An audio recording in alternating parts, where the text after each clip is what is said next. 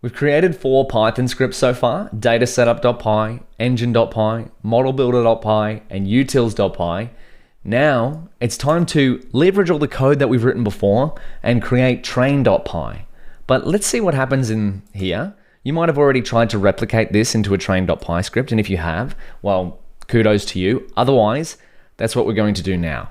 So we set some random seeds for reproducibility. We don't necessarily need to do that. We set the number of epochs to 5, nice and simple, keep our training time short just to make sure our code works. We create an instance of tinyVGG. Note that this is not using the tinyVGG from modelbuilder.py, it's using it from the code cell above. We set up a loss function and an optimizer as we've seen before.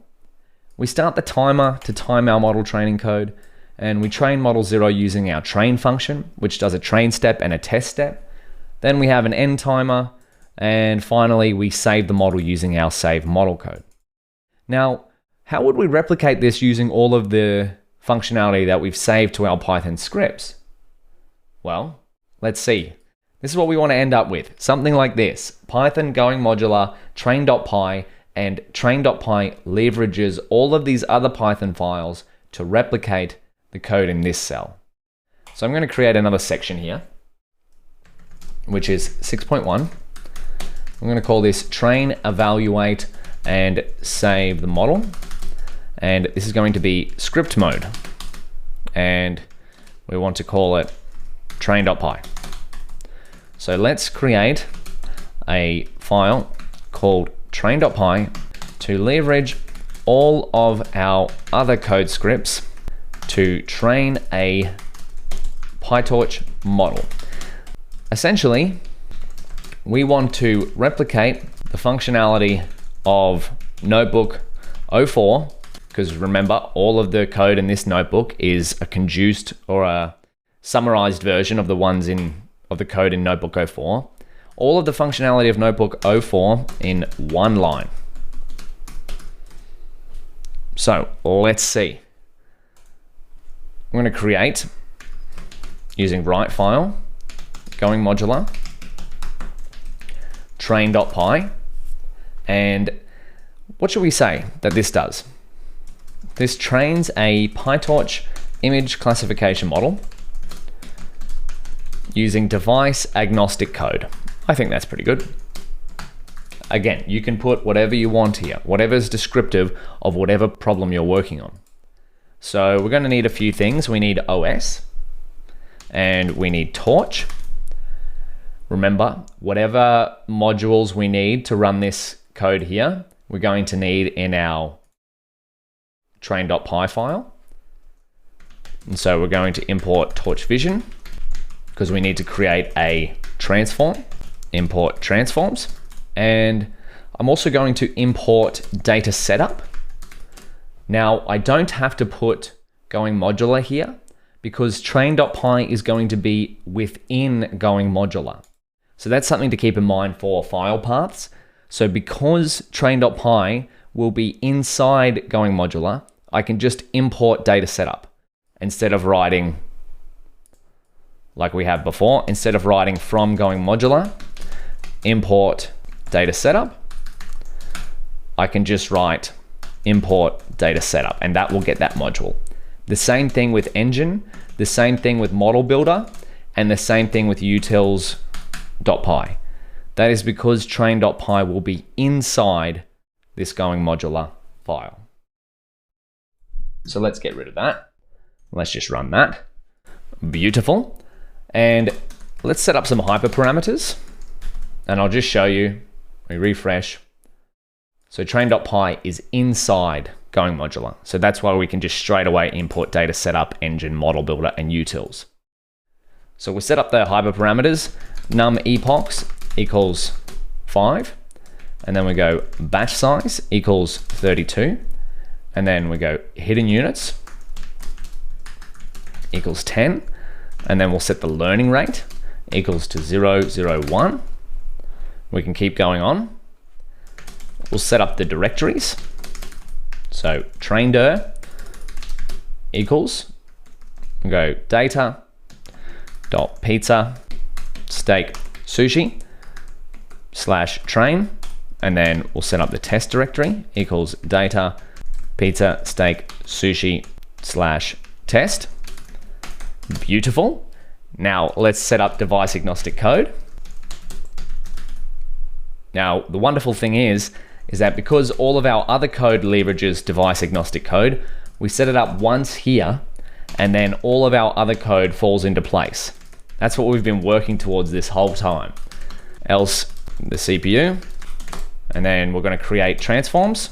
Now we don't necessarily have to create the transforms in train.py.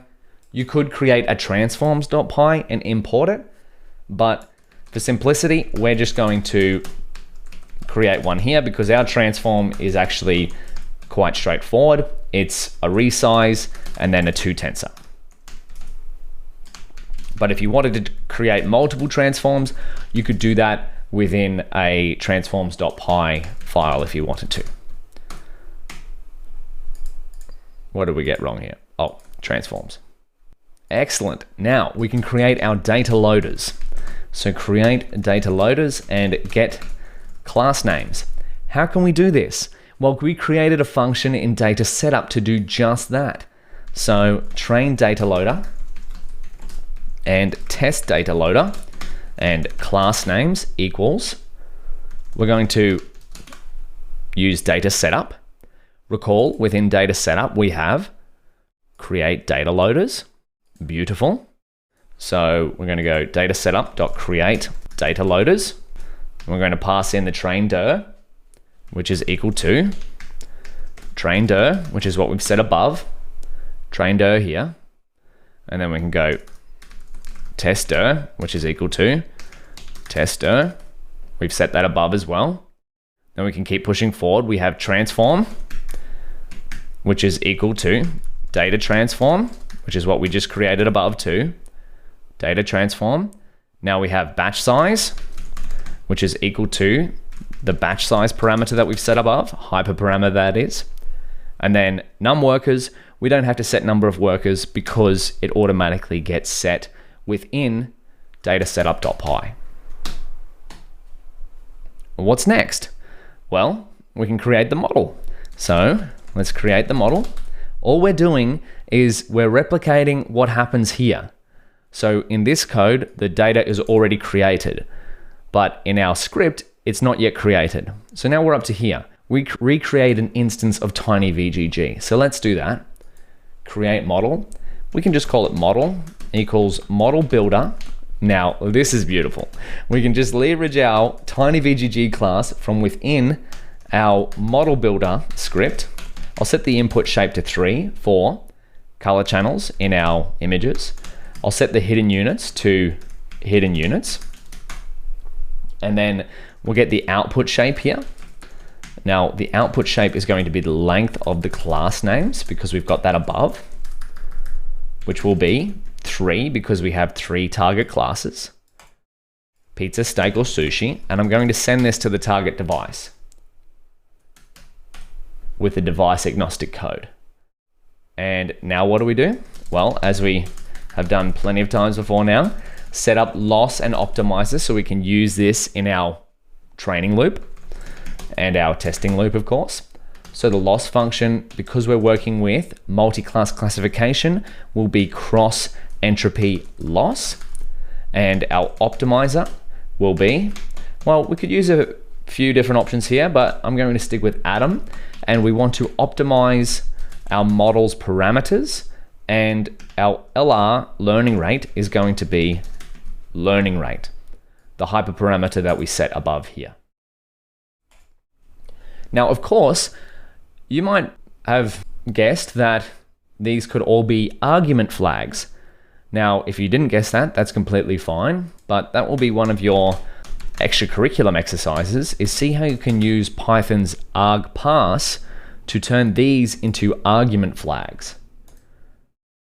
But more on that later. Let's keep pushing forward. Set up loss and optimizer. Now let's start training with help from engine.py. So engine.train, let's pass in the model. Model equals model. Now where does .train come from? It comes from engine. If we go down here, this is our train function. We have to pass in a few things here. We've written all this code before, so we're leveraging it in train.py. We're linking together all of the pieces of the puzzle. Train data loader equals train data loader, which will be this one up here. And then the next parameter is the test data loader equals test data loader. Wonderful. And then we pass in our loss function, and then the optimizer. And then what else? Well, we have epochs, num epochs. This is another hyperparameter that we set above, num epochs. And we can keep pushing forward. What's our final thing? Device.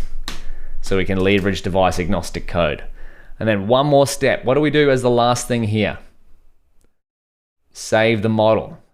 Oh, we haven't got timing, do we? Well, let's just copy in some timing down here. And we'll go here. Timer. And end the timer after the model training. And then we need to make sure that we're importing timer. Oh, we do it there. I might just put this up the top. And we can go this here. Beautiful. Okay, one last thing. Save the model to file. And what can we do here? We can go utils.save model because we've imported utils up here. And within utils.py, we have save model. Excellent. So utils.py, save model, and then we pass in the model we'd like to save, and then we pass in the target directory we'd like to save it to. Let's save it to the models directory, and then we will set up a model name, and we'll call this one 05 going modular script mode tinyvgg model.pth. Now, you could also do .pt or pth, which stands for PyTorch. Oh my goodness, look at this train.py script. Are you ready? Let's save it, see what happens. Overriding going modular train.py. One of our biggest scripts yet. Trains a PyTorch image classification using device agnostic code. We've got our imports, we've got our hyperparameters, we've got our directories, device agnostic code, our transform, our data loaders, our model, our loss and optimizer. We start the timer, we train the model using our engine script, we end the timer, and then we save the model to file. Oh my goodness. Let's see, can we do what we set out to do at the very start of this section? Can we train our model with one line of code? Mind you, this is going to be one line of code, but it's going to leverage all of the other code that we've written here. Over the past, however many sections we've been through, what are we up to? Section 5? We started at 0, so 5 sections prior to this one. We've written a lot of PyTorch code, and now we're going to condense it into a single line. Are you ready? Let's go modular in 3, 2, 1. No errors. Oh my goodness, we're training. Here we go. Oh, look at that. Look at it go. There we go. Epoch number 1. Epoch number 2. Epoch number 3. Epoch number 4. Oh, look at that. We get a printout. And finally, we get to save our model to models 05 going modular script mode tinyvgg. And if we look, we refresh this, we now have a models directory. Beautiful. Well done. So that whole time we were working towards training our model with a single line of code, a train.py script. And we did it. Now let's have a look at our final directory structure. We have our data, which is our standard image classification data. We have our Python scripts, which is all of our PyTorch code and Python code that we've written across various different sections, but now condensed into 5 scripts that we could just import. Look what we did to import those scripts. Within the train.py, we just imported them with one line. And all of that training loop code happened with engine.train. How good is that? And now we have a directory to save our models. And so I want to emphasize the fact that the data folder here, that can be whatever data you're working with. And these going modular scripts, the data setup.py, that can be whatever code you need to set up your data. The engine, you might have quite a similar engine to what we have for training and testing loops because the steps are quite similar. The model builder, you could customize this to be almost any PyTorch model that works with the data that you're using. Utilities, hey, the sky's the limit there. We only have one utility, but there could be many more. And then finally, models here. We have our saved models. So give yourself a pat on the back. We have written a lot of code here, and this is a very important step in becoming world-renowned machine learning engineer, is being able to go from notebooks to Python scripts. So let's in the next video do a quick summary and talk about some extra resources / exercises to practice what you've learned.